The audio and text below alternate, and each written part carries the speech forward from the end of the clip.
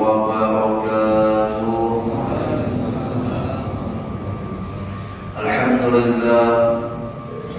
الحمد لله الذي هدانا لهذا وما كنا لنهتدي لولا أن هدانا الله.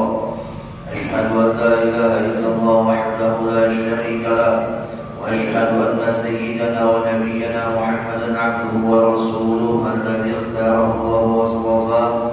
اللهم صل وسلم على سيدنا محمد افتحها برحمة الله عدد ما في علم الله، صلاة وسلاما دائمين بدوام ملك الله، وعلى آله وصحبه ومن والاه ومن تبعهم بإحسان إلى يوم القيامة. أما بعد، سبحانك لا علم لنا إلا ما علمتنا إنك أنت العليم الحكيم.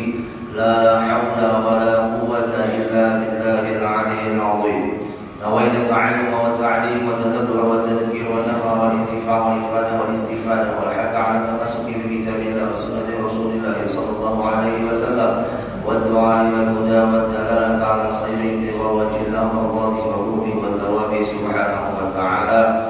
وقال المصنف رحمه الله تعالى: ونفعنا بعلومه في الدارين آمين. إلى أن قال: كلام الإمام الشيخ أحمد بن محمد بن عطية السكندري: الوارد يأتي من حضرة الطهار، لأجل ذلك لا يصادمه شيء إلا دمغه، بل نكذب بالحق على الباطل فيدمغه فإذا هو زاهق. Warid ataupun pemberian Allah ataupun karunia Allah itu datang daripada Zat yang Maha Perkasa, yaitu Allah Jalla Jalaluhu. Pemberian karunia, warid, nafahat, macam-macam namanya lah. Tapi sama saja bahwa yang namanya warid ataupun nafahat itu merupakan pemberian yang Allah berikan dari atas ke bawah. Dari atas ke bawah itu maksudnya tanpa melalui ikhtiar seorang hamba, yang Allah berikan pertolongan kepada itu hamba untuk menggapainya.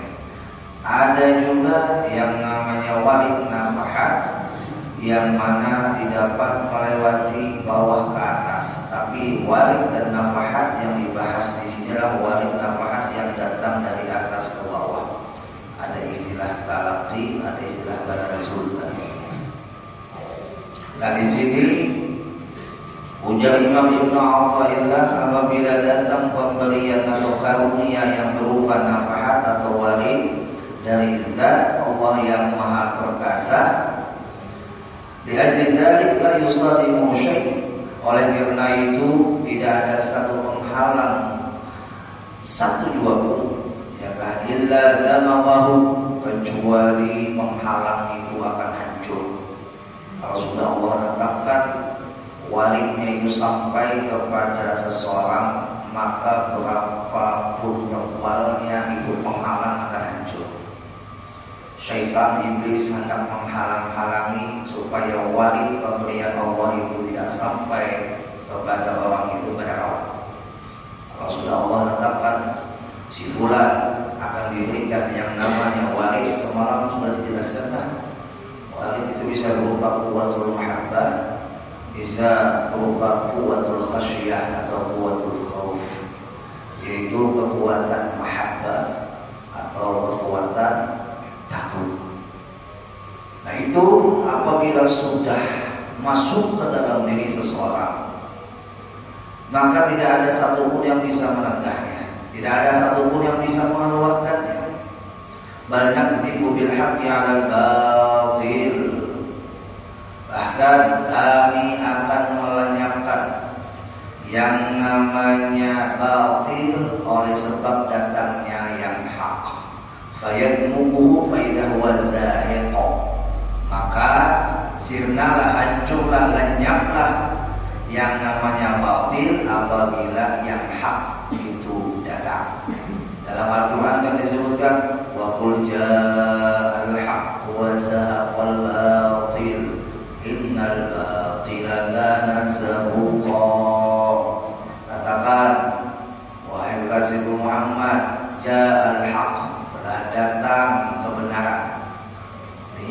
namanya kebenaran itu sudah datang, ya kan?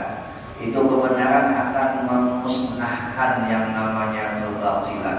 Sekuat apapun itu kebatilan akan hancur dengan yang namanya kebenaran.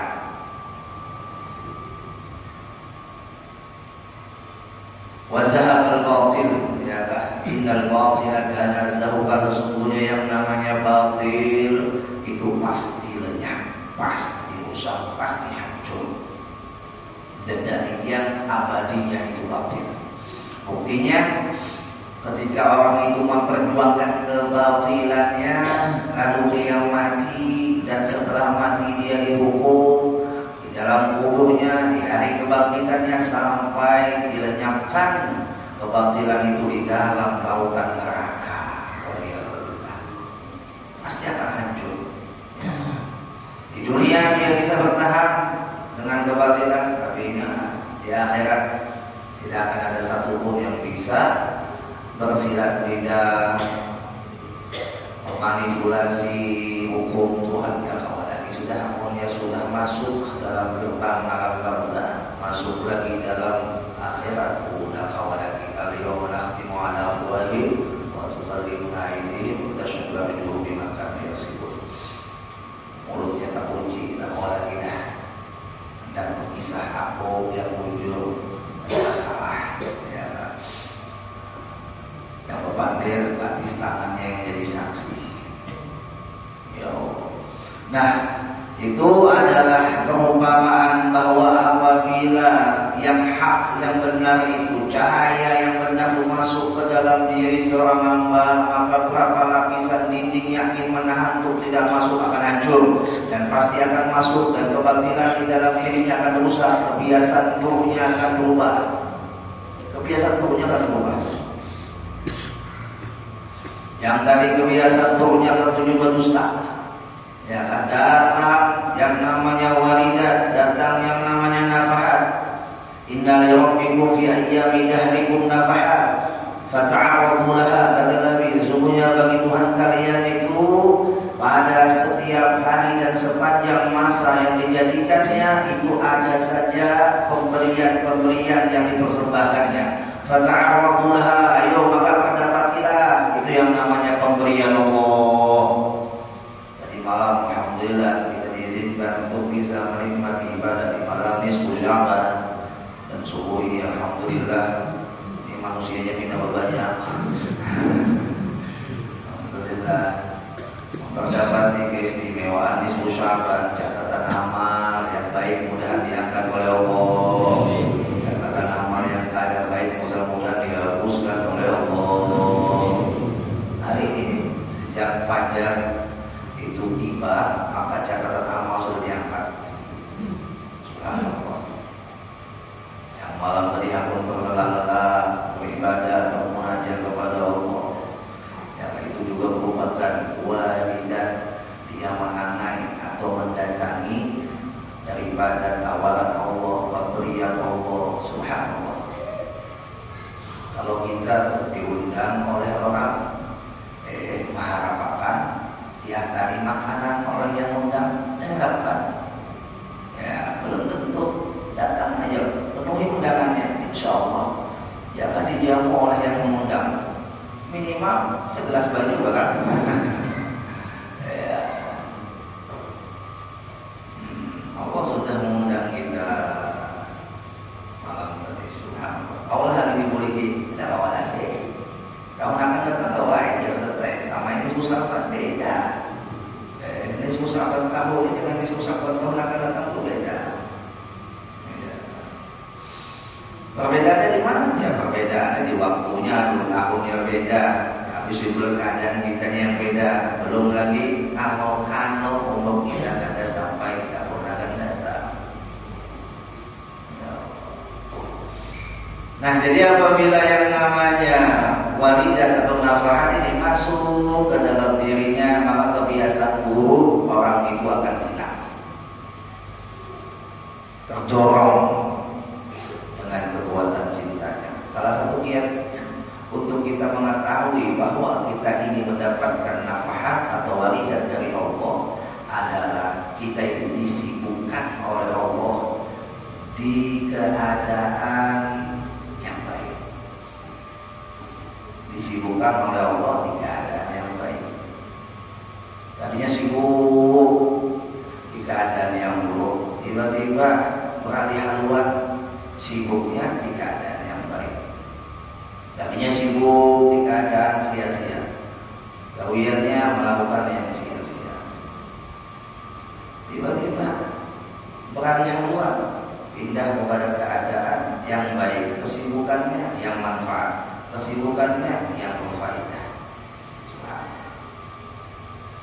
Yang tadinya biasa duduk malam di pos ronda main catur, main dum, main apa lagi? Main gaplek, saya sibuk dengan keadaan yang sia-sia seperti itu.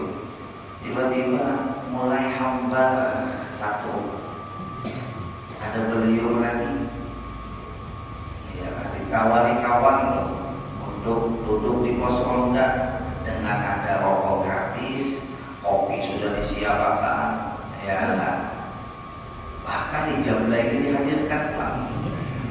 Tatapnya ada beliau, ada terpanggil, berat yang mau mendatanginya. Kenapa? Yang menafahat sudah masuk di dalam dirinya.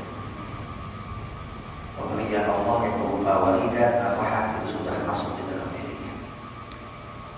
Ya Allah. Yang kenikmatan Tuhan, kenikmatan pada taat, kenikmatan pada maksiat. Mungkin kita berada di kenikmatan pada maksiat, nah ini orang yang nakal. Orang yang merasakan nikmat dalam maksiat ini tidak akan mampu merasakan nikmat pada taat. Sebaliknya orang yang biasa merasakan atau sudah merasakan nikmatnya taat, dia tidak akan mampu merasakan nikmatnya maksiat. Pasti bertolak belakang. Ya. Jadi orang yang merasakan maksiat itu nikmat, tidak akan mampu merasakan taat itu nikmat. Ya.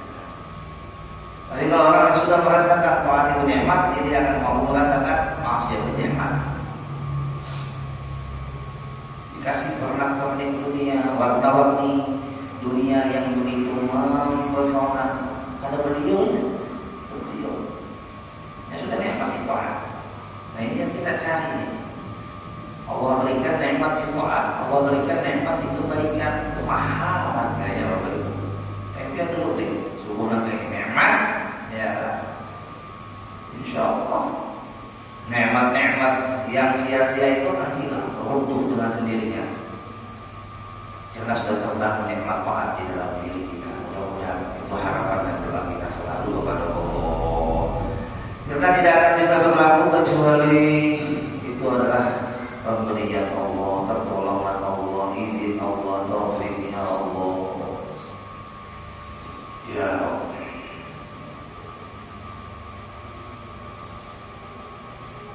Di antara kiat-kiat untuk mengetahui kita itu mendapatkan wali dan nafahat yang kedua adalah lidah kita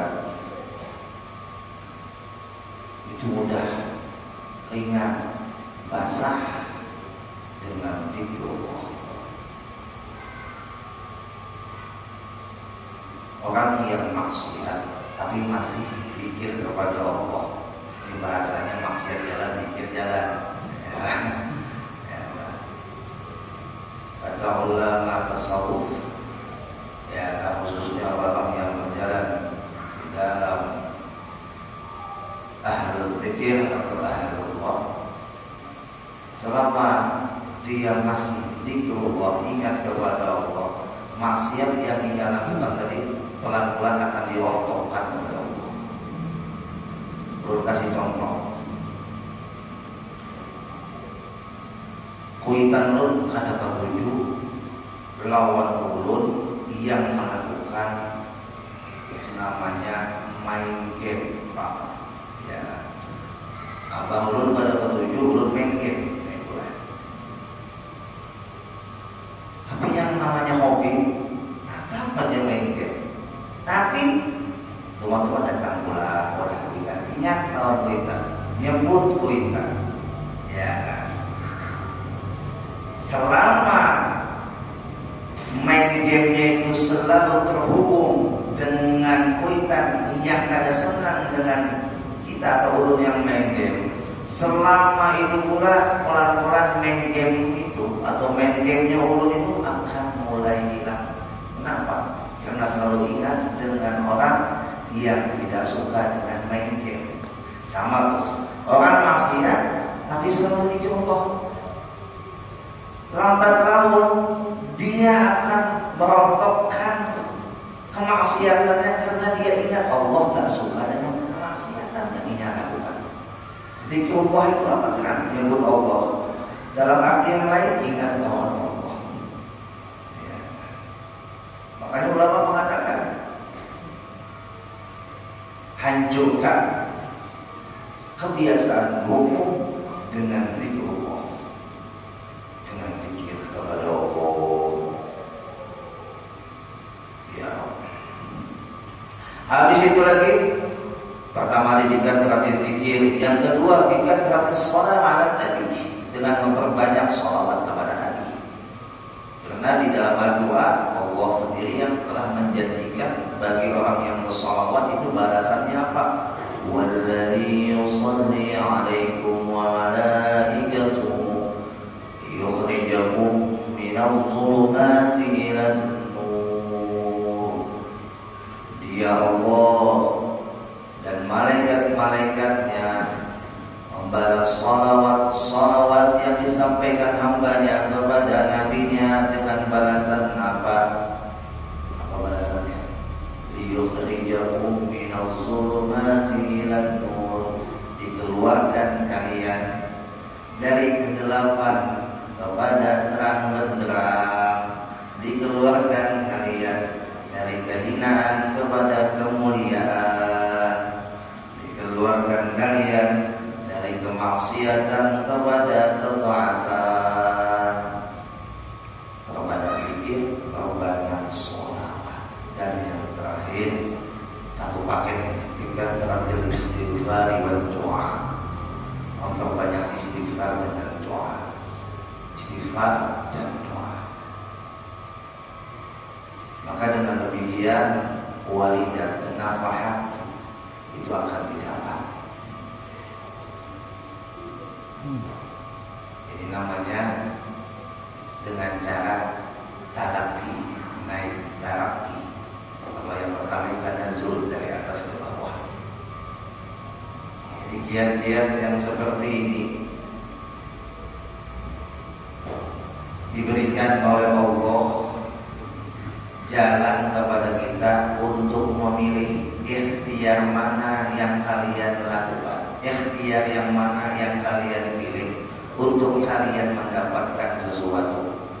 Kalau kalian menjalani ikhtiar untuk mendapatkan pemberian anugerahku, inilah ikhtiarnya kata Allah. Inilah usaha dan jalannya ujar Allah. Kalau kalian menolak pemberianku, menolak karuniaku, nah inilah ikhtiar dan jalannya kata Allah. Sudah Allah pampak jalannya. Yamin, shimal, kanan, kiri, serah. Ya Allah. Karena dengan memperbanyak istighfar itu akan mengobati, merontokkan segala macam penyakit yang ada di dalam hatinya. Setelah istighfar itu dimudawamahkannya, diistiqomahkannya, maka doa-doa yang dipanjatkannya akan cepat dikabulkan oleh Allah. Dan Allah mengabulkan bukan sekedar dengan cepat, tapi juga dengan tepat. Memposisikan kondisi kita itu untuk menerima pemberian Allah itu sudah siap. Kalau kita itu sudah siap untuk menerima, ujar orang Banjar kadang kita lanjut. Ada orang sudah siap sugih, sekali dapat kabar sugih mendadak mah kita kacung, bahaya juga. Ada siap lagi, ya. Atau ada siap sugih, dapat sugih bukan tambah taat tambah maksiat. Ini namanya orang ada siap sugih. Ya. Atau pada siap untuk menjadi orang yang berilmu, dapat ilmu bukan diamalkan malah didebatkan. Ini orang yang belum siap untuk menerima ilmu. Nah, ilmu bukan untuk didebat, ilmu bukan untuk diluar, ilmu untuk diamalkan. Ya percuma punya ilmu kalau diamalkan, isi baju yang dipakai telanjang sana kemarin, ya kan? Oke. Nah, Bapak Ibu jamaah rahimakumullah wa asabakumullah. Sebagai penutup, segala sesuatu yang sudah Allah berikan kepada kita, baik atau buruknya, semuanya pasti mengandung hikmah yang baik bagi kita yang memahami bahwa Allah tidak pernah ingin mencelakakan hambanya, tapi hambanya itu sendiri yang telah mencelakakan dirinya dengan tidak mau atau tidak dapat memahami segala apapun yang telah diberikannya. Sudah belum sampaikan di majelis yang mulia ini bahwasanya ketika kita dikasih kebaikan, ketaatan, habis itu kita dikasih bulan yang namanya rasa cinta rindu, ya kan, yang luar biasa kepada Allah. Itu kalau kita tak mampu untuk bisa mengkondisikannya, bisa-bisa kebablasan. Apa kebablasannya? Ada rasa timbul di dalam hati, jangan-jangan aku orang yang paling suci, jangan-jangan aku orang yang paling selamat, jangan-jangan aku orang yang paling hebat. Itu ujiannya. Jadi ketika dia sudah mendapatkan wali dan nafkah dari Allah, dipindahkan oleh Allah tadinya jelek menjadi baik, ingat, kondisikan hati, kondisikan hati. Jadikan di dalam hati pian itu ada satu alarm pengingat apabila ada sifat-sifat madmumah yang ingin menyerang, virus-virus yang merusak keberanian hati pian, maka itu alarm akan berbunyi dan mengingatkan pian, dan pian akan membuangnya, mendeletnya, menghilangkannya. Jangan sampai tertipu, karena orang ketika sudah mendapatkan nafas, ujian yang paling berat di situ.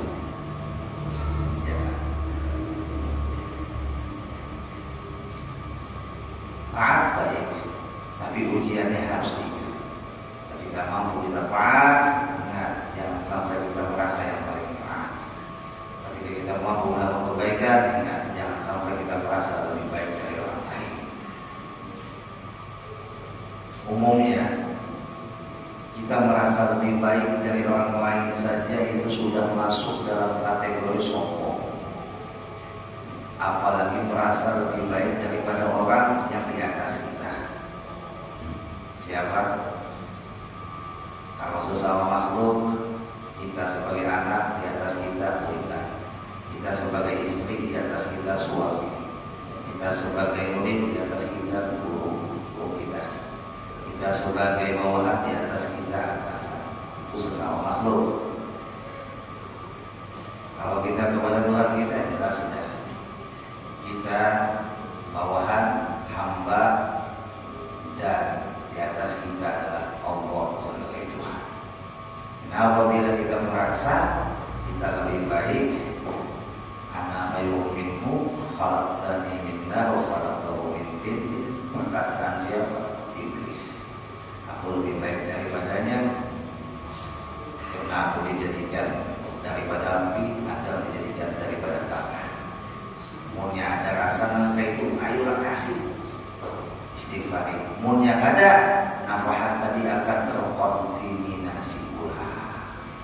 Jadi, ini sudah masuk, alhamdulillah. Tak Diwarnai yang bersih sudah, merusak segala macam dinding hijab sudah. Tapi ya tadi ujiannya mulai datang, nafsu berada dekat hati. Satu nafsu itu kekuatannya melebihi daripada 1000 syaitan.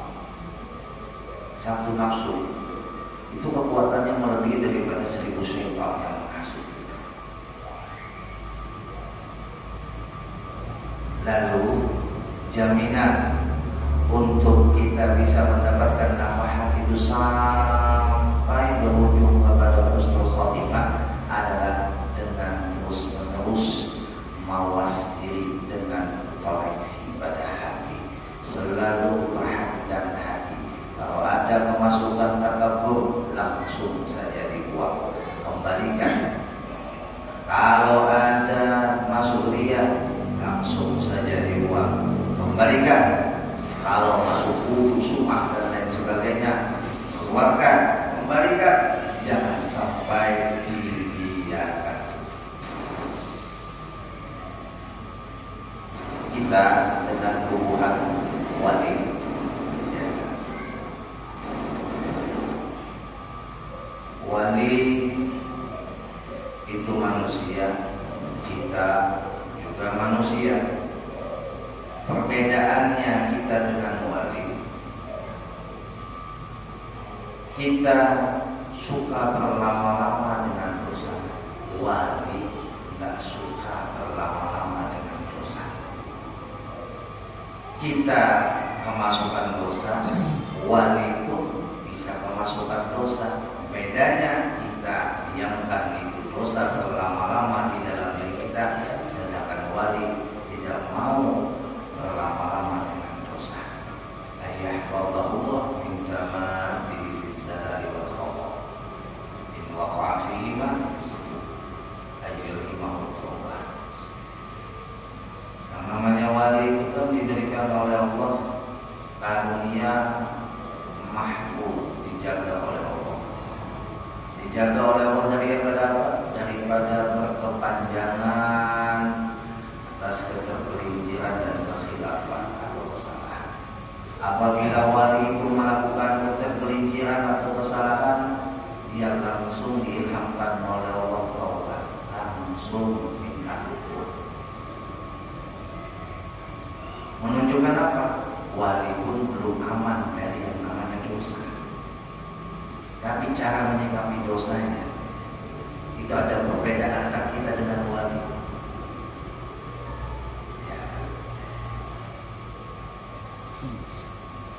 Ustaz, wali itu kan orang suci. Orang suci itu Nabi Muhammad. Wali-wali itu mahfuz. Nabi kita Muhammad itu maksud. Jangan disamakan. Ya. Pernah satu ketika seorang murid datang kepada seorang habib, yang mana Habib ini daripada seorang wali. Dia katakan kepada Habib, bolehlah berlaku pada diri dia yang namanya dusta, yang namanya riba, yang namanya fitnah. Habib, bisa. Tidak ada sesuatu yang sifatnya tertutup bagi kami untuk mendapatkan kesalahan, tapi juga tidak ada kata tertutup bagi kami untuk minta ampunan. Allah menghadirkan kesalahan tujuannya bukan untuk mengecewakan, tapi untuk menghebatkan. Bagaimana cara Allah menghadirkan kesalahan itu untuk menghebatkan?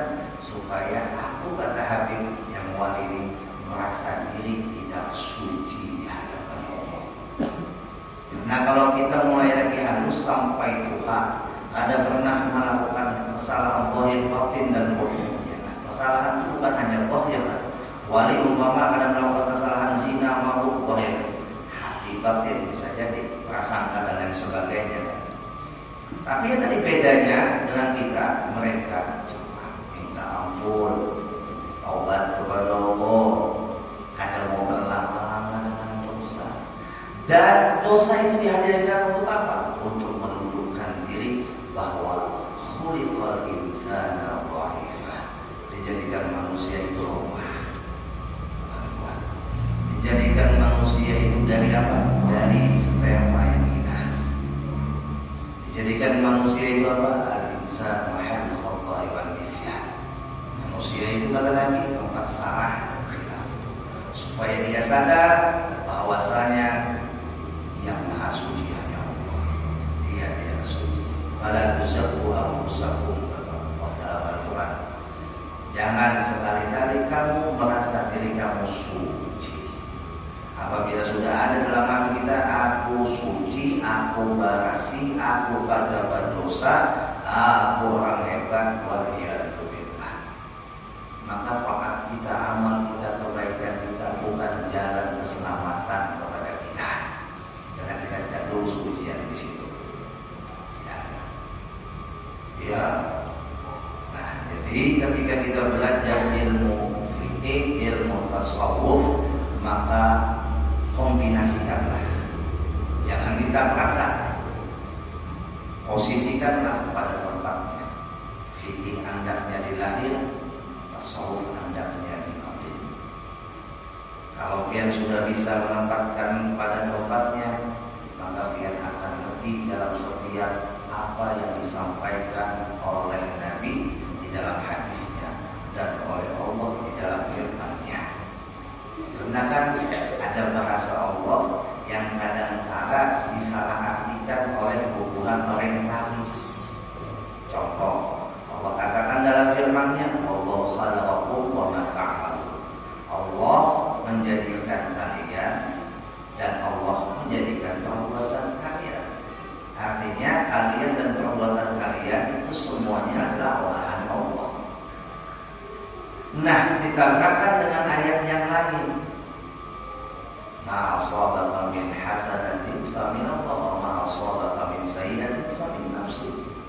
Apabila yang menimpa itu kebaikan, maka itu daripada Allah. Dan apabila yang menimpa itu kejahatan, maka itu dari dirimu sendiri, kata Allah. Nah, ini orang yang saya katakan gini. Maka tadinya Allah mengatakan, Allah yang menjadikan kalian, Allah yang menjadikan kelakuan kalian, Allah yang menjadikan perbuatan kalian. Kok tiba-tiba ada ayat ulang, yang baik sandaran kepada Allah, yang buruk sandaran kepada kita. Oh, bisa gitu ya. Maka tadi menjadikan kelakuan perbuatan Allah. Anda ayat ini, yang satu anda di fikih, yang satu anda di tasawuf. Jangan ditabrakan. Ya. Kalau ditabrakan ya tadi sama pada Tuhan itu keliru dalam menyampaikan. Ini kadang pasti orang tambah nama-nama Tuhan. Maaf nih, kasarnya lah menyambat Tuhan karena pintar namanya tuh. Tapi merasa dirinya pintar.